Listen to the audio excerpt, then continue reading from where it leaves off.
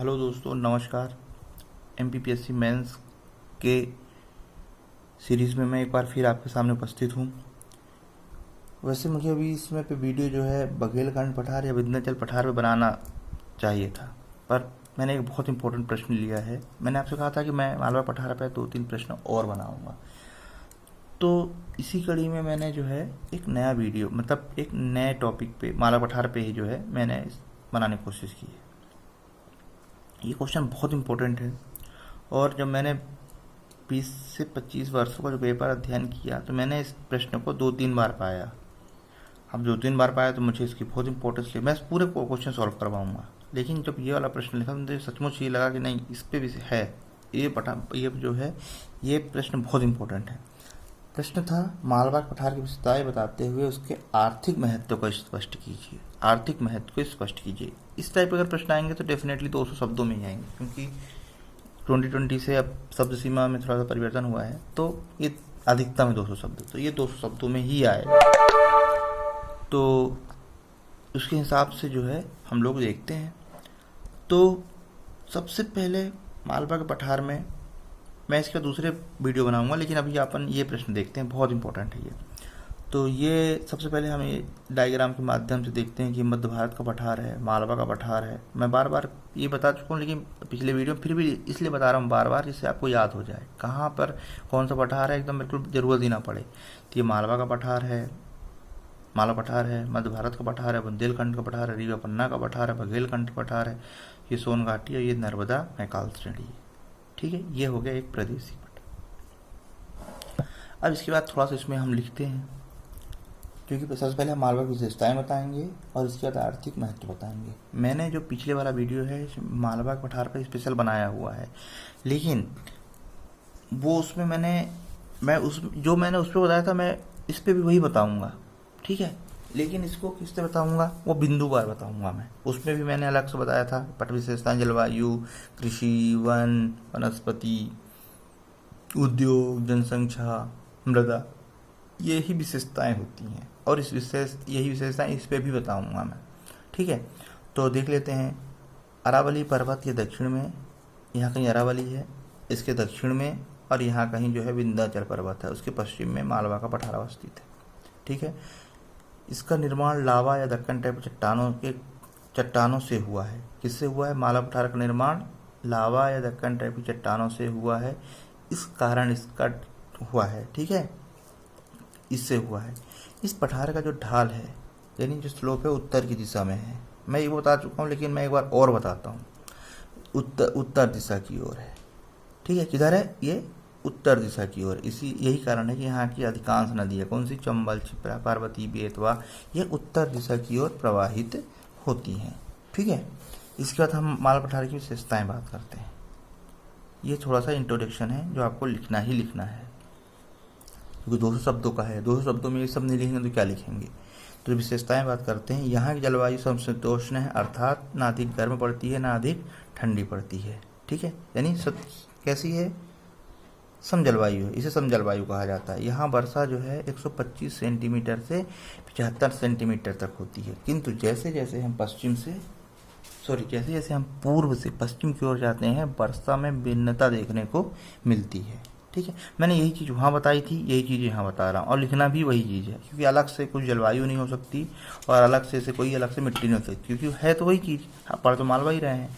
ठीक है, तो यहाँ पर जो मैंने आपको बताया कि यहाँ पे उसकी जलवायु कैसी है? समशीतोष्ण जलवायु है, ना अधिक गर्मी पड़ती है ना अधिक ठंड पड़ती है। ठीक है, और वर्षा जो होती है 125 सेंटीमीटर से 75 सेंटीमीटर तक, 70 सेंटीमीटर तक होती है, किंतु इसमें भिन्नता देखने को मिलती है कब? जब हम पूर्व से पश्चिम की ओर जाते हैं। ये पहली विशेषता हो गई। इसके बाद जो है दूसरा है, मालवा के पठार की मृदा काली है। अब काली क्यों है? दक्कन ट्रैप से मालवा का पठार दक्कन ट्रैप से निर्मित है। ठीक है, दक्कन ट्रैप या लावा से निर्मित है। ठीक, आगे विशेषता देखते हैं। मालवा के पठार की जो मानसून एवं पतझड़ दोनों प्रकार के वन पाए जाते हैं। ठीक है, मानसून और दोनों पाए जाते हैं। क्यों पाए जाते हैं भाई? क्योंकि वर्षा में भिन्नता देखने को मिलती है। पूर्व से पश्चिम की ओर जाने पर वनों में भिन्नता दिखती है। जैसे मैंने आपको पहले बताया था, वर्षा का भिन्नता दिखी तो उसमें वन में भी भिन्नता देखने को मिलेगी और मिट्टी में भी भिन्नता देखने को थोड़ी सी मिलेगी।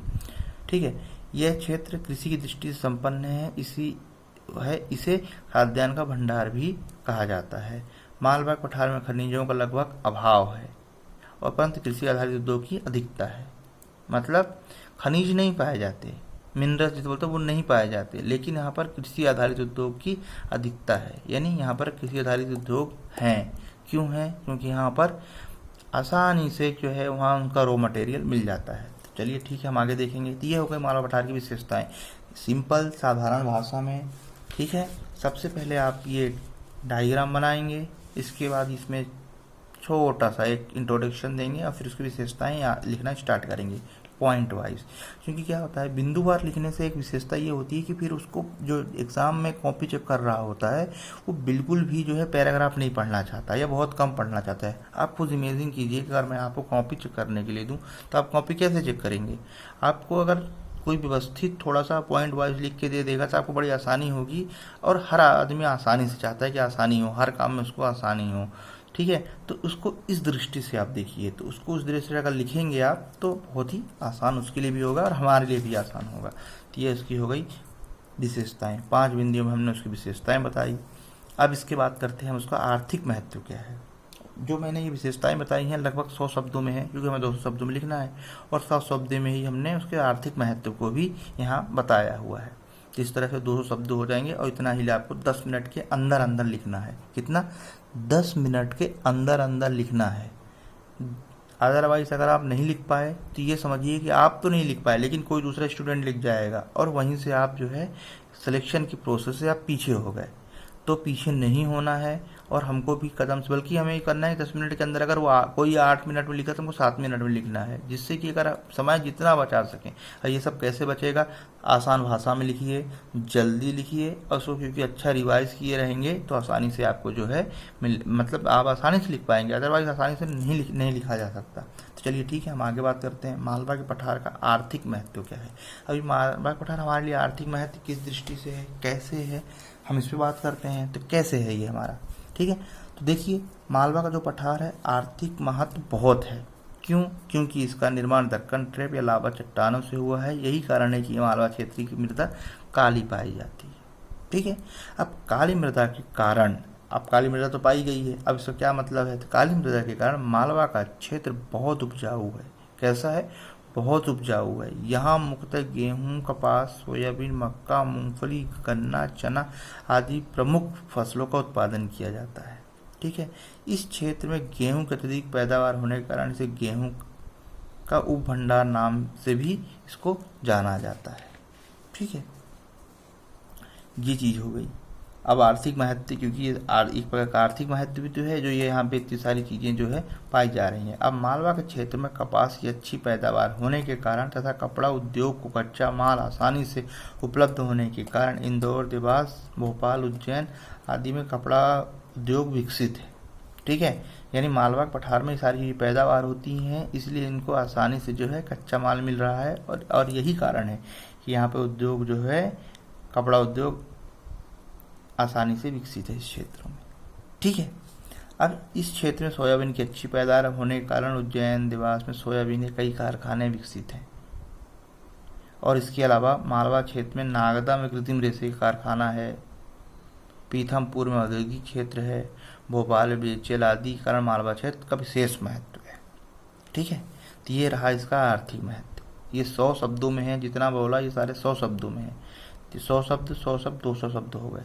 आप अगर 200 शब्द से 220, 230 लेंगे तो कोई दिक्कत नहीं है, आप लिख सकते हैं।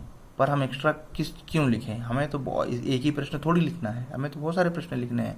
तो ये इसका जो है आर्थिक महत्व है। यानी मालवा का पठार, एक बार और मैं आपको रिपीट कर देता हूँ, मालवा का पठार आर्थिक महत्व बहुत है क्योंकि इसका निर्माण जो है दक्कन ट्रैप लावा चट्टानों से हुआ। यही कारण है कि यहाँ पे काली मृदा पाई जाती है। अब काली मृदा के कारण मालवा का क्षेत्र बहुत उपजाऊ है। यहाँ गेहूँ, कपास, सोयाबीन, मक्का, मूंगफली, गन्ना, चना आदि प्रमुख रूप से उत्पादन किया जाता है। इस कारण यहाँ पर जो है गेहूँ का अत्यधिक उत्पादन होता है। इस कारण ये गेहूँ के उपनाम से भी इसको जाना जाता है। मालवा के क्षेत्र में कपास की अच्छी पैदावार होने के कारण तथा कपड़ा उद्योग को कच्चा माल आसानी से मिल जाने के कारण यहाँ पर जो है क्या है, कपड़ा उद्योग विकसित है। साथ ही साथ यहाँ पे सोयाबीन की अच्छी पैदावार है। उज्जैन, देवास में सोयाबीन के कई कारखाने हैं। हैं। बताइए सोयाबीन से क्या क्या बनाया जाता है। सोयाबीन से तेल बनाया जाता है, पनीर बनाया जाता है, दूध बनाया जाता है, बड़ी सोयाबीन की बड़ी बनाई जाती है और सोया के बिस्किट बनाए जाते हैं भोपाल में। ठीक है, ये सारी चीज़ें सोयाबीन से बनाई जाती हैं। आप मुझे कमेंट बॉक्स में लिख के बताएंगे कि सोयाबीन कौन सी ऋतु की फसल है, खरीफ की है कि रबी की है। ठीक है। अब मालवा क्षेत्र में नागदा में कृषि रेशे का कारखाना है। कृषि रेशा बहुत होता है नागदा में, ये ध्यान रखिएगा, मेंस प्री में आया हुआ है। इसके बाद पीथमपुर में औद्योगिक क्षेत्र है, भोपाल में बीएचएल है। इसके अलावा और बहुत से जो कारखाने हैं जो इस क्षेत्र में हैं, इस कारण इसका विशेष आर्थिक महत्व बढ़ता है।